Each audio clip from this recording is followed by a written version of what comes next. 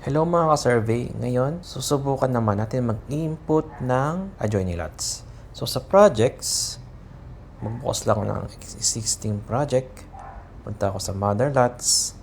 I-select ko yung lot na meron ako. So pwede ko mong i-press dito. Punta tayo sa fourth tab, which is yung ATJ, meaning adjoining or adjacent lots. So press natin yung corner 1 to 2. Edit. So dito, ilalagay lang natin yung information ng lote. Nakatabi ng 1 to 2. So dito is 22.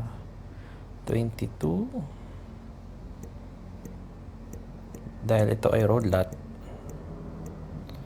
Block, walang block. Survey number, PSD dash 470. 147. Save. Makipapansin nyo na meron data si line 1 to 2. Punta naman tayo sa line 2 to 3. Edit. Mapapansin nyo sa baba meron ng copy subject lot or copy previous lot. Kapag ang subject lot, yung information sa subject lot ilalagay niya dito. Assuming nakapares niya yung survey number ng subject lot. Kapag copy previous lot naman, kakopyahin niya yung previous na in-input natin. Tapos, pwede nating baguhin ito. Dahil ito ay road lot 23. Save. So, line 3 to 4, edit ko. Ito ay nakapares lang ng previous survey. So, next is 45. Edit. Copy previous ulit. Pero dito, ito ay lot 16 na. Or 70. Save. And then, sa 5 to 1, edit. Copy previous. Pero ito ay 14 na. Save. So, paano naman maglagay ng adjoining text and lines para sa lot plan?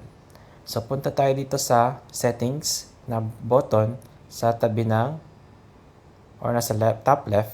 Ito. And then, i-press natin yung adjoining text. So, gagawa siya ng initial na text. Kapag blue, gagawin niya. Kapag red, hindi. So, pwede mong i-press kung gusto mong i-accept yung ginawa niya or hindi. Yan. Pwede mong baguhin yung offset value dito. Kung okay na, press mo lang yung create. So, pwede mo rin i-press yung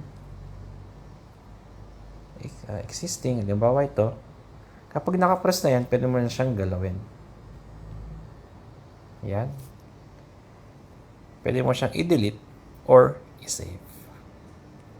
Pwede mo rin baguhin yung text information. Diba? Gusto ko magdagdag ng Saleng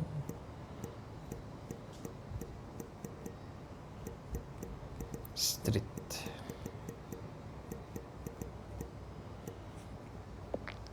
Click ko lang i-save. So next, adjoining line. Dito naman, isi-select natin yung lines na gusto natin niyang i-create. So, gusto ko i-select to. Isi-select ko to, ito.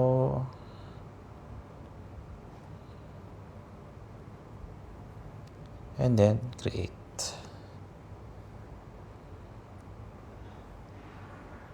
Ngayon, kapag nag-generate na tayo ng lot plan, punta tayo sa export. Lot plan. Export. Mapapansin natin dito, so yung files makikita sa AIGA plot files, projects, and then yung pangalan yung project name. Open lang natin yung location plan. Zoom extents, and then makikita nyo na lumabas na yung ating ibang details. So, ganun lang maggawa ng adjoining lines and text. Thank you for watching and see you on the next video.